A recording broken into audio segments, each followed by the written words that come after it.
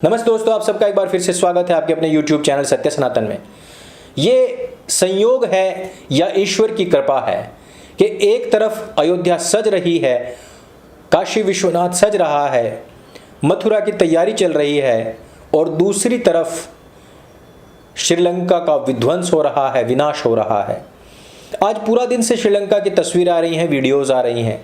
जनता ने राष्ट्रपति भवन को घेर लिया है, राष्ट्रपति वहां से फरार हो चुका है। वहां के स्विमिंग पूल में स्थानीय जनता है, वहां पर जो राष्ट्रपति का पलंग है उसके ऊपर स्थानीय जनता, आम लोग आराम फरमा रहे हैं। यानी कि श्रीलंका पूरी तरीके से कर्जे में डूब करके, जिसको सोने की लंका कहा जाता था, वो कंगाल लंका हो चुकी है। भारत की इकोनॉमी लगातार बढ़ती जा रही है और अयोध्या धाम सजता जा रहा है। ईश्वर की अनुकंपा हो, वक्त का पहिया हो या फिर कर्मफल सिद्धांत हो, इसको कुछ भी कह दीजिए, नाम कुछ भी दे दीजिए, लेकिन एक ना एक दिन राक्षसी प्रवृत्तियों का इसी प्रकार से विनाश होना होता है और धार्मिक लोगों का इसी प्रकार से उत्थान होना होता है। उसी उत्थान का आगाज हमने देखा आज दिल्ली के अंदर। विश्व हिंदू परिषद, बजरंग दल और जिसमें कि बढ़ चढ़ करके भूमिका अदा की कपिल मिश्रा जी ने, आज एक संकल्प मार्च हमें दिल्ली में देखने को मिला। हजारों हिंदू, इसमें जो जागरूक हिंदू थे वो पार्टिसिपेट करते हुए नजर आए। सब लोगों ने संकल्प लिया। संकल्प इस बात का भी कि हमें हलाल जो इकोनॉमी है उससे हट करके धार्मिक इकोनॉमी की तरफ बढ़ना चाहिए। कपिल मिश्रा जी का एक संकल्प भी है कि हमें हलाल इकोनॉमी से लड़ने के लिए धार्मिक इकोनॉमी का लाना बहुत जरूरी है और धार्मिक इकोनॉमी के लिए ही हमने सनातन सेतु का निर्माण किया है, जिसमें कि कपिल मिश्रा जी के भी मार्गदर्शन हमें मिले और जल्द ही हम उनसे मुलाकात भी करेंगे इसी के विषय में ही।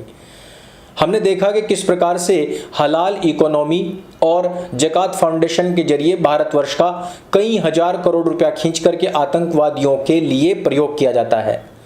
धार्मिकता का उद्भव होना इस बात से भी पता लग जाता है कि जो खादिमों की दरगाह है, ख्वाजा मोइनुद्दीन चिश्ती की दरगाह अजमेर वाली, इसमें 90% तक का गिरावट आया है।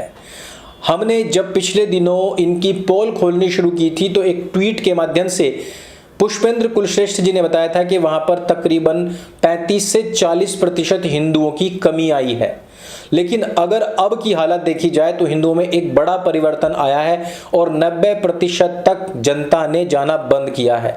बहुत सारे लोगों ने आसपास के होटल्स में बुकिंग कैंसिल कराई है, यानी कि एक पूरे सर्वे के अनुसार तकरीबन 90% लोगों ने ही वहां पर जाना कैंसिल किया है।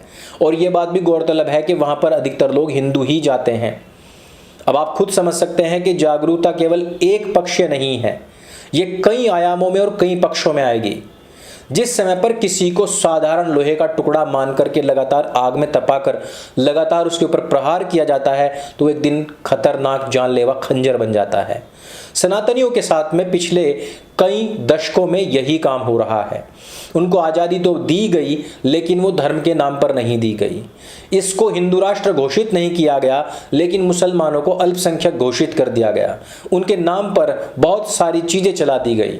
अभी बहुत सारे लोग खुश हैं कि मुख्तार अब्बास नकवी ने इस्तीफ़ा दे दिया है, लेकिन मेरी जो पर्सनल समस्या है वो ये है कि हमारी विश्वास जीतने वाली सरकार कहीं उनको उपराष्ट्रपति न बना दे। अगर ये चीज़ हुई तो आप देख लेना कि यूपीएससी जिहाद पर जो कुछ ढलान या गिरावट अभी के दौर में हमने देखने को मिल रही है वो फिर से उफान पर आ सकती है। हमने देखा कि किस प्रकार से भारतवर्ष के अन्य जगह जगह पर अन्य क्षेत्रों में किस प्रकार शरियाई हुकूमत लगातार चल रही है।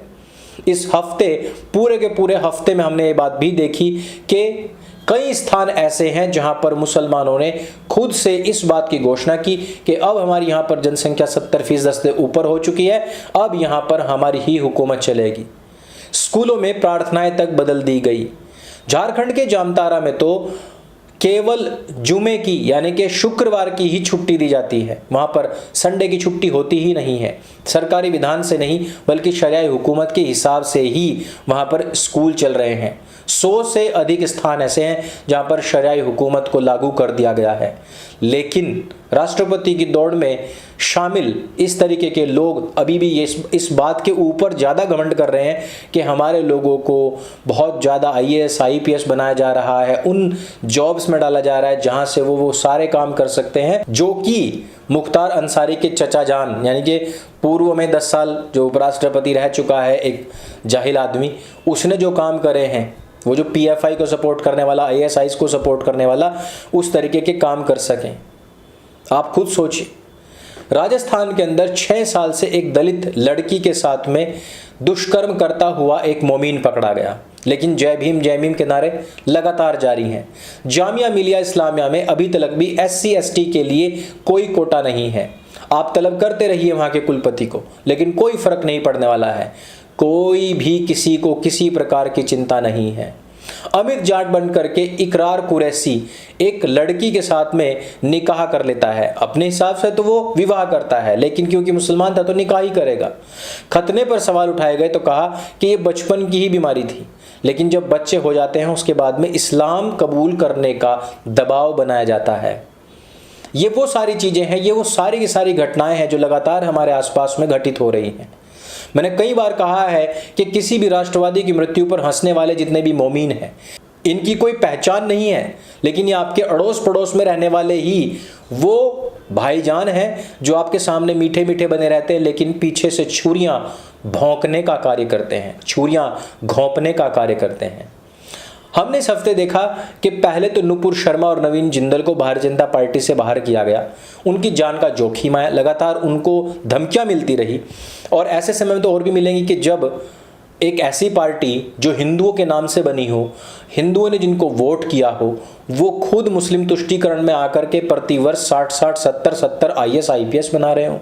एक व्यक्ति को मंत्री पद से इस्तीफा दिला करके, अभी संशय में है मामला, लेकिन उपराष्ट्रपति बनाने की ओर अग्रसर चल रहे हों, वे अरुण यादव को भी अपनी पार्टी से बाहर कर देते हैं। अरुण यादव ने केवल एक ट्वीट किया कि मुझे तो पैगंबर में पैग दिखते हैं।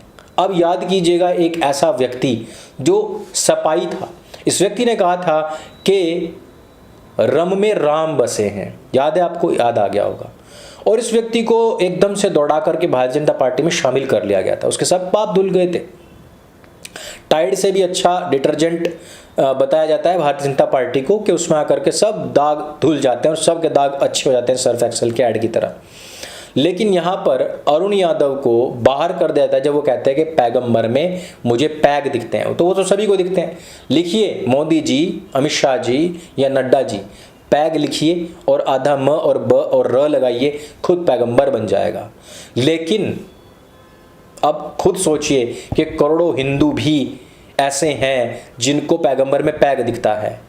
ऐसा व्यक्ति जिसको पैगंबर में पैग दिखता है उसको आप पार्टी में नहीं देख सकते, बाहर कर दिया। लेकिन उन करोड़ों हिंदू का क्या जिनको पैगंबर में पैग दिखता है, कह दीजिए कि उनका वोट भी हमें नहीं चाहिए, उनका सपोर्ट भी हमें नहीं चाहिए। क्या भारतीय जनता पार्टी घोषित रूप से इस बात की घोषणा कर सकती है, फ्रंट पर आकर कह सकती है कि जिनको भी पैगंबर में पैग दिखता है उनकी हम वोट भी नहीं लेंगे? क्या इस प्रकार की वो बात कर सकते हैं? नहीं कर सकते हैं। पूरे भारतवर्ष में बहुत सारे ऐसे स्थान हैं जिनको कि मिनी पाकिस्तान के रूप में स्थापित कर लिया गया है, शरिया हुकूमत वहाँ पर लागू कर दी गई है, लेकिन हमारी विश्वास जीतू सरकार के कान पर अभी तक भी जूं तक नहीं रेंग रही है।